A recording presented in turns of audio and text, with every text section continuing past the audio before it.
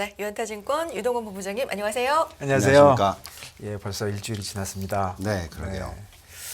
이번 주 주식 시장 어떻게 보셨습니까? 힘들었었죠. 맞습니다. 힘듭니다. 네.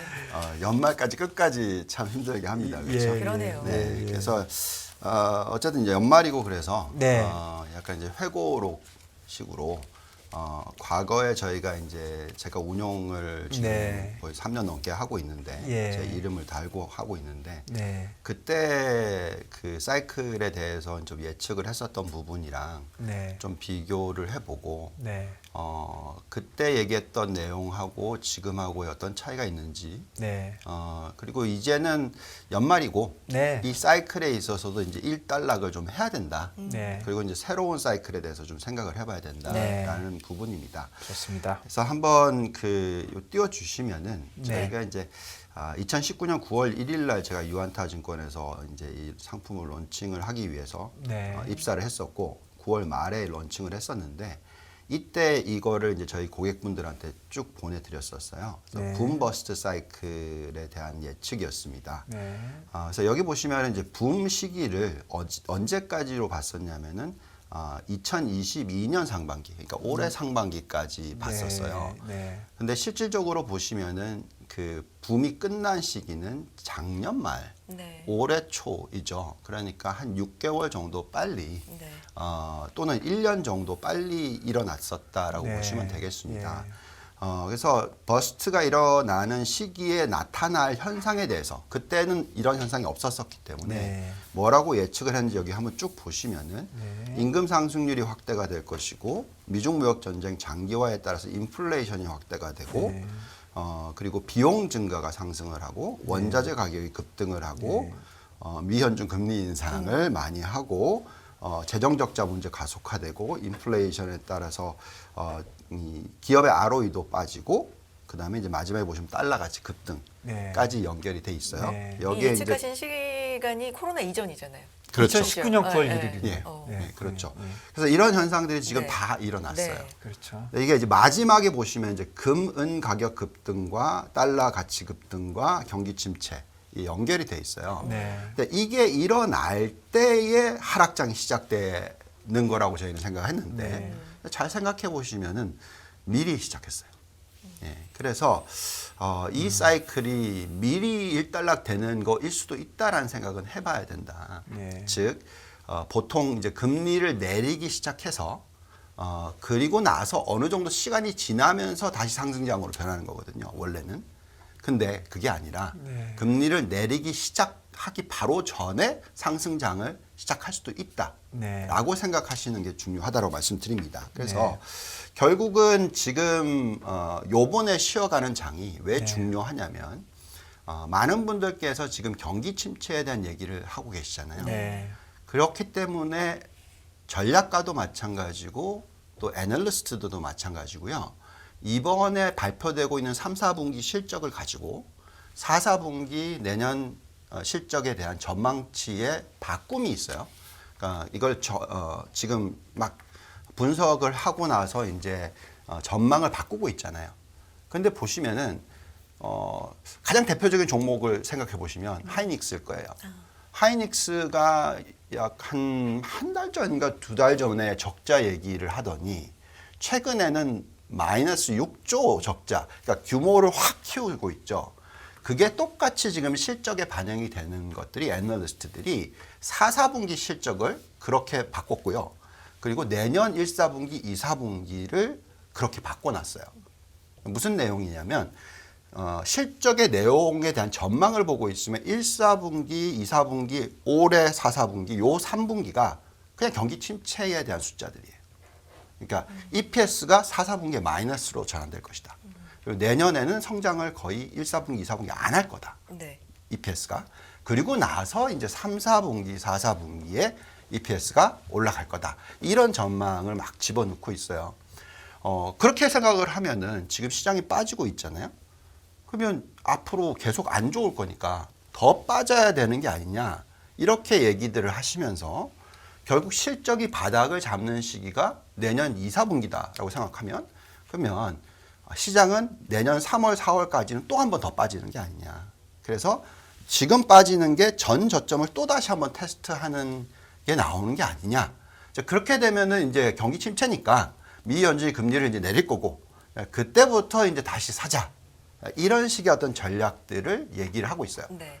근데 제가 아까 제일 처음에 말씀드렸던 게 사실은 그렇게 계산을 하려면 시장은 올해 초부터 빠졌으면 안 되죠. 그죠? 네. 예, 그래서 제가 생각할 때는 이번에 하락장이 있다 하더라도 실질적으로는 그렇게까지 많이 빠지는 하락장이 아니고 전 저점을 이번에는 테스트를 안 할 것 같다. 왜 그러냐면 전에 여기 차트 보시면은 6월 달에 바닥을 잡고 여기 보시면 이제 10월 달에 또 바닥을 잡았잖아요.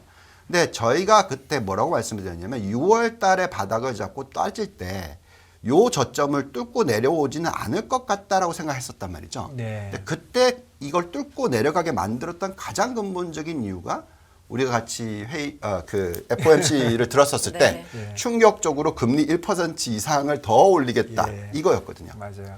근데 지금은 어쨌든 얘기를 쭉 들어보고 있으면 어쨌든 간에 톤은 바뀌었잖아요. 바뀌었죠. 예. 그래서 이번에는 저점이 그것보다 더 금리를 더 올리겠다가 아닐 경우에 이미 벌써 우리는 들었던 게 5에서 5.5%의 금리. 네. 예, 이걸 이미 벌써 다들 들었는데 이것보다 더 높은 게 아니라 그게 아니라 그 전에 금리의 고점이 형성이 될 거다라는 얘기가 된다면 이번에 지금 빠지는 장이 전 저점을 뚫고 내려가는 게 아니고 그보다 높은 쪽에서 바닥을 찍고 다시 올라갈 거기 때문에 그렇기 때문에 지금 타이밍이 중요한 거죠. 네. 그래서 지금 이 조종은 투자를 하는 게 맞다라고 얘기를 해드리고 있습니다. 지금 그 실적 관련돼서 네. 내년 2, 4분기가 저점이라는 게 지금 그렇게 주로 분석이 되고 있는 건가요? 그렇죠. 그래서 네. 지금 EPS가 마이너스 성장률로 갈 거다가 4, 4분기예요. 지금 예, 예. 미국 S&P 500 기업들 예, 예. 마이너스 3점 몇 프로인가 이렇게 예, 예. 좀 바뀌었어요.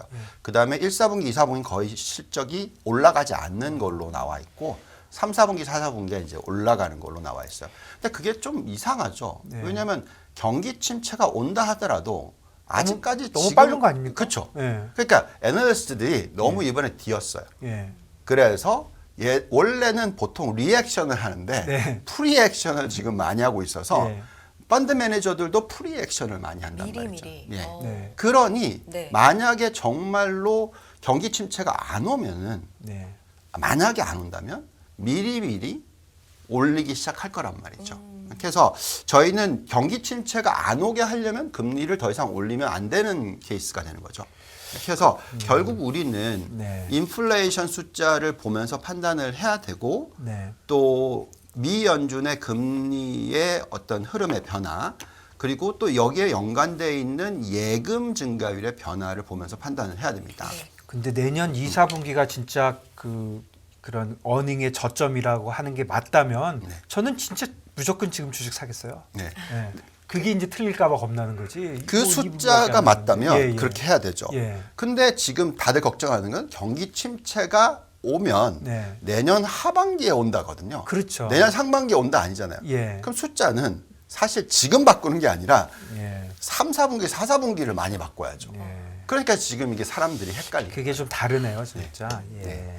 자, 그래서 결국 지금 왜 그러면 최근에 이 조정이 왔냐? 네. 네. 가장 근본적인 이유는 아직까지 이 인플레이션이 잡힐 수 있을 만한 어떤 고용 시장의 상황이 아닌 게 아니냐 네. 이 걱정이었습니다. 그래서 이제 신규 고용자 수 추이가 예상치보다 높게 나왔고요.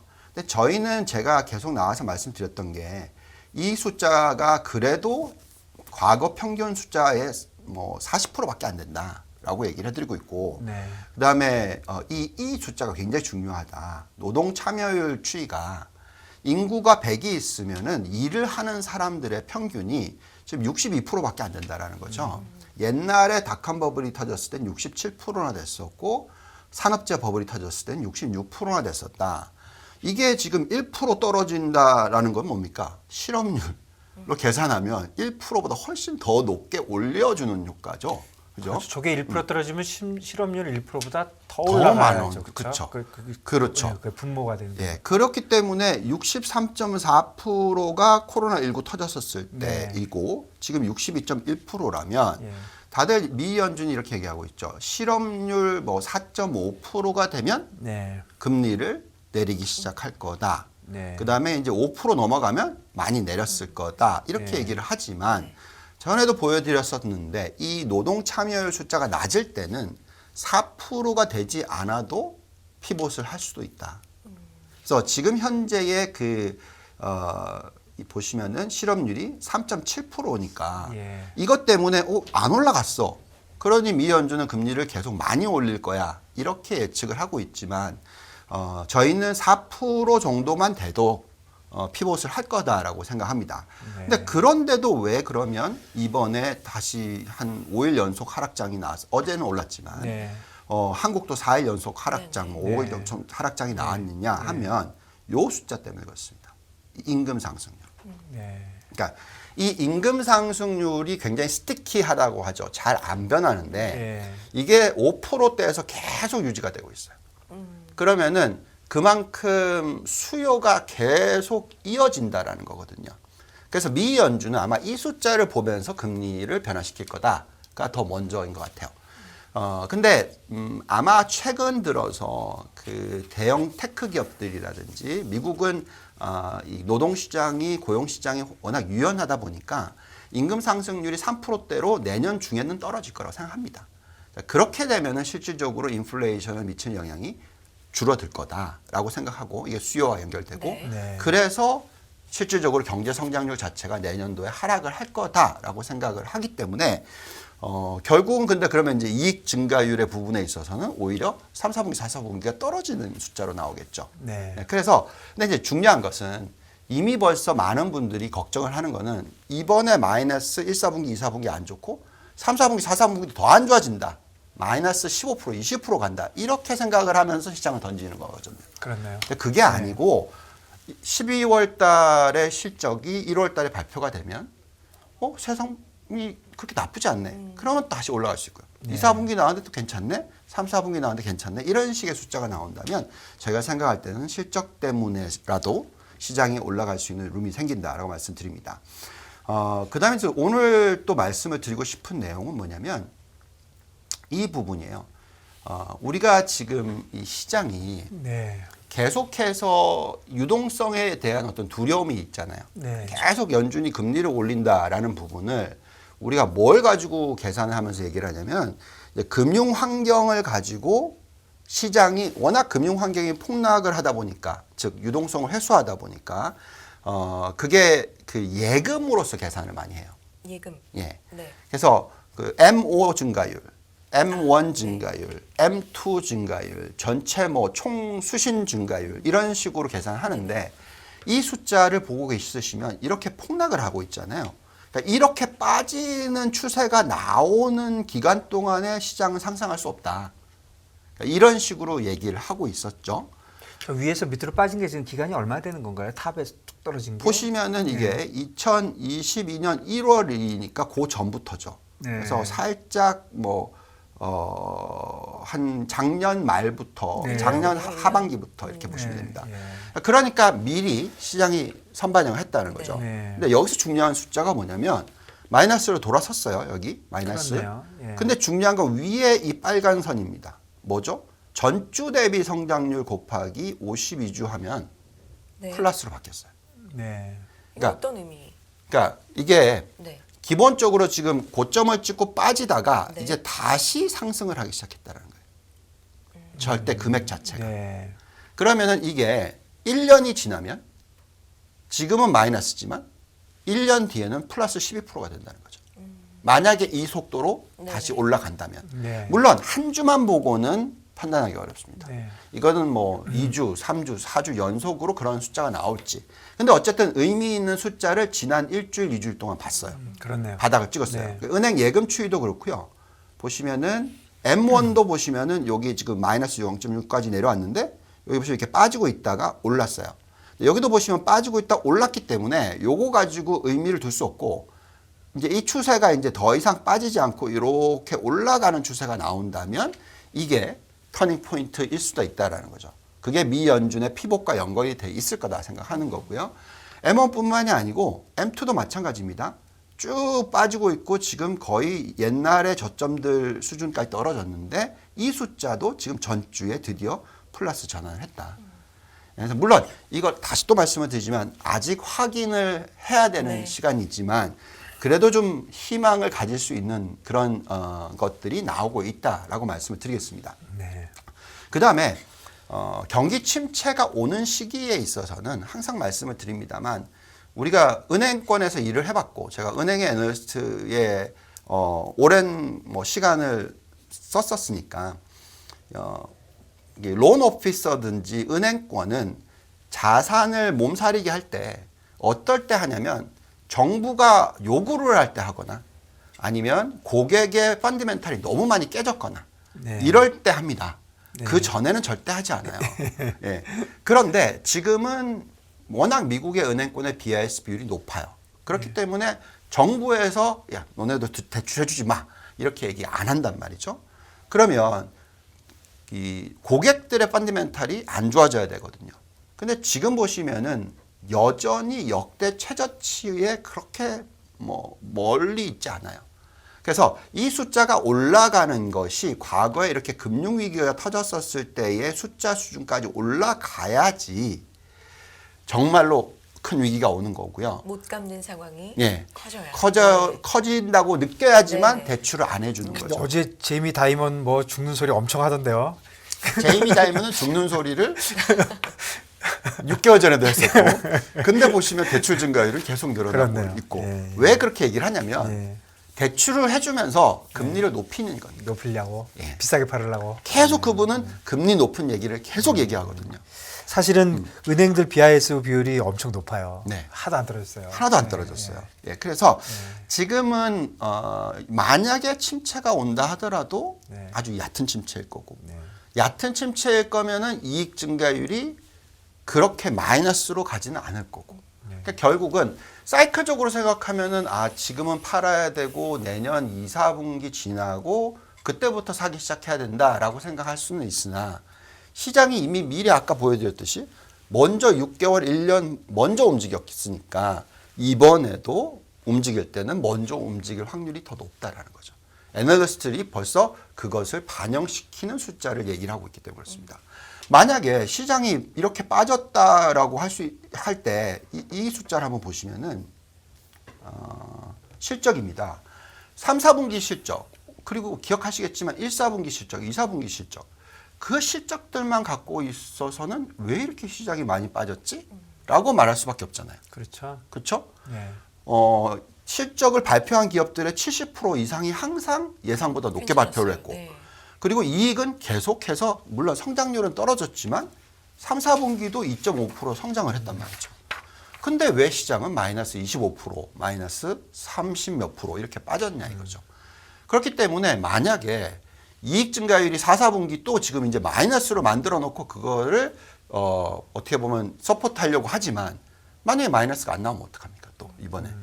그러면 제가 볼 때는 시장은 미리 먼저 움직일 수도 있다. 이렇게 저희는 생각하고 있습니다. 네. 그래서 이 실적 부분을 계속 지켜보셔야 되겠고요. 네. 그다음에 이제 오늘 말씀드리고 싶은 부분 중에 또 하나는 이 신흥국에 대한 투자 관련해서 좀 얘기를 또 하고 싶습니다. 네. 아까 보여드렸던 달러 지수의 급등이 마지막에 그 피날레를 장식한다. 네. 그러니까 만약에 지금 현재 생각이 네. 달러가 우리가 거의 110 근처 수준까지 봤었잖아요. 그럼요. 예. 그러니까 거기서 더 올라가는 숫자를 또 다음에 또 볼 거다라고 생각하신다면 시장은 끝났다. 그러진 않을 것 같죠. 그렇죠? 그래서 지금 다시 절하가 되고 있는 상황에서 105 수준에서 아마 좀 쉬다가 네. 아마도 100대까지도 떨어질 수 있다라고 보신다면 재밌는 현상은 2009년에도 마찬가지였어요. 2008년도에 신흥국 시장이 먼저 바닥을 찍었고요. 네. 그리고 나서 우리나라로 따지면 2008년 10월 달이 바닥이었고 네. 그리고 이제 급등을 하기 시작했고요. 미국은 2008년 10월 달에 바닥을 찍었다가 올라갔다가 또다시 빠져서 2009년 3월에 바닥을 찍고 올라가기 시작했어요. 근데 지금 현재 시나리오로 간다면 달러가 강세로 가는 추세가 아닐 거라면 아마 이번에는 한국도 미국도 아마도 올해 연말이 바닥이었을 확률이 높다라는 거죠. 그렇게 된다면 지금 현재 시점에서 그러면 미리 사야 되는 것은 미국보다는 한국이나 대만이나 중국일 수 있다라는 겁니다. 그래서 최근에 중국이 굉장히 빠르게 반등을 하고 있고 제가 몇 달 전부터 중국에 대한 얘기를 해드렸었잖아요. 그래서 그 부분에 있어서는 계속 관심을 가지셔야 된다고 말씀을 드리겠고요. 이거 리오프닝 이슈도 좀 맞물려 있는 그렇죠. 거 아니에요? 예, 요즘은 그 질문, 그러니까 만일에 주식이 미국 주식이 오른다면 한국 주식은 더 많이 오를 수 있느냐 이 질문. 그러니까 내리는 거 빼고 일단 네. 오르는 경우만 얘기해 보면 네. 최소한 거기에 관련돼서는 좀 다들 더 오를 수 있다. 더 오를 수 있습니다. 예, 그 이유로서는 경기 민감주가 많은 나라고 많고요. 네. 중국의 이슈가 있고. 네. 지금 한국에 대해서 비관적으로 보시는 이유는 네. 미국이 내년도에 어쨌든 경제 성장률이 둔화가 돼서 연착륙을 한다라고 하더라도 어쨌든 떨어진다. 네. 그다음에 유럽은 마이너스가 더 확대될 거다. 네. 그다음에 중국은 계속해서 안 좋을 거다. 네. 이러면서 성장률이 떨어질 거라고 예측을 하는데 잘 생각해 보시면 미국이 연착륙에 성공을 하고 네. 유럽은 오히려 플러스 전환이 되고 중국은 성장률이 3%대에서 5%대로 올라간다라고 계산하면 당연히 오히려 한국 시장이나 중국 시장이나 대만 시장이 더 좋을 수가 더 매력이 있다라는 있을 수 거고요. 있다. 네. 지금 보시면 지수는 확연하게 그 모습을 보여주고 있어요. 지난 일주일 동안의 상해종합과 심천지수가 많이 올랐고요. 한 달간으로 보면은 미국보다는 훨씬 더 낮습니다. 네. 왜 그러냐면 미국보다 중국이 먼저 빠져줬었으니까. 네. 그래서 지금 항상 계속 지금 요즘의 이 키워드는 항상 한 템포씩 빨랐다. 네. 이게 중요할 것 같아요. 네, 그래서 그러네요. 원래 사이클대로 생각한다면 내년 3월 말, 4월 이때 사야 되는 거지만 그것보다는 한 템포 빠르게 사는 게 적절한 전략이 아닌가. 예, 위안화도 보면은 이게 불과 일주일 전에 7.3이었던 게 지금 6.9예요. 네. 예, 많이 빠졌네요, 진짜. 예. 근데 이제 여기서 이제 또 논리를 갖고 나오시는 분들은 이런 얘기를 합니다. 만약에 중국의 경기가 예상보다 더 세다 내년에. 그러면 그쪽에 수요가 세니까 이거는 얘네들은 원자재를 워낙 많이 수입하는 국가고 석유 수입도 전 세계 1등이고 네. 그러면 유가 올라갈 거고 네. 원자재 가격 올라갈 거고 그러면은 경기가 그 인플레이션이 너무 높으니까 네. 미 연준이 금리를 내리지 못하는 거 아니냐라고 네. 생각을 하시는데 저희는 요 차트를 보여드리면서 얘기를 하고 있는데요. 중국이 석유 수요가 1등이긴 하지만 가장 빠르게 신재생 에너지로 넘어가는 국가입니다. 그래서 실질적으로는 자체 에너지 수요를 늘릴 거예요. 그러니까 공급을 늘릴 겁니다. 그렇기 때문에 제가 볼 때는 유가가 그렇게 폭등할 가능성은 적다 보고 있고요. 미국의 대표 투자은행은 뭐 내년에 또다시 유가가 100달러 이상 올라갈 거다 얘기를 하지만 저는 그 시는 못 볼 거다라고 생각을 하고 있고요. 그렇다면은 제가 볼 때는 사이클적으로 너무 걱정을 하지 않으시는 게 맞다. 오늘 아침 뉴스에 보면 네. 중국 경기가 살아나면 지금 말씀해 주신 대로 인플레이션이 더 일어날 것이다 이렇게 얘기하는데 저는 그 전까지 어떻게 이해를 했냐면 중국이 경기가 살아나면 물건을 많이 만들 테니까 네. 글로벌리 물건값이 싸질 것이다. 그래서 인플레이션이 내려올 거다 이렇게 생각하고 있었는데 오늘 기사는 완전히 반대로 났던데 이게 어떤 게 맞는 말입니까? 그러니까 저는 제가 생각할 때는 당연히 가격을 낮춰주는 효과를 가지고 온다고 생각합니다. 네. 왜냐하면 그만큼 계속해서 공급을 늘리게 되면 네. 공급 과잉이 일어나면 가격을 떨어뜨리는 네. 효과가 네. 나타나죠. 네. 맞는 말씀입니다. 그래서 신재생 에너지든 전기차든 모든 전 세계적으로 생산량을 늘리게 됐을 경우에 배터리도 마찬가지고 네. 그렇기 때문에 저희가 생각할 때는 인플레이션이 그렇게 높을 수는 없다라고 생각을 하고 있습니다. 마무리해 주셔야 될 것 같아요. 네. 자, 마무리는 결국 아까 말씀드렸듯이 신흥국 네. 시장을 네. 사야 된다는 얘기를 하고 있고요. 네. 한국과 대만과 중국에 대한 초점을 글로벌 포트폴리오의 한 30% 정도는 투자를 하자라고 말씀을 드리고 있고요. 네. 그다음에 업종은 지난주에도 계속 말씀을 드렸습니다만 인플레이션을 낮춰주거나 성장률이 높거나 자기 자본 이익률이 상승하는 그런 네. 종목들 위주로 투자를 하자라고 생각을 하는데 네. 그렇게 봤었을 때 미국의 대표적인 성장주 안에서도 이런 종목들이 좋아 보인다. 화면을 네, 주시죠. 우리 본부장님 네. 나오시면 항상 시간이 모자랍니다. 우리가 시간을 늘리든지 번수를 내야 아니, 되겠습니다. 그러게요. 네. 유한타증권 유동원 본부장님 고맙습니다. 감사합니다. 예.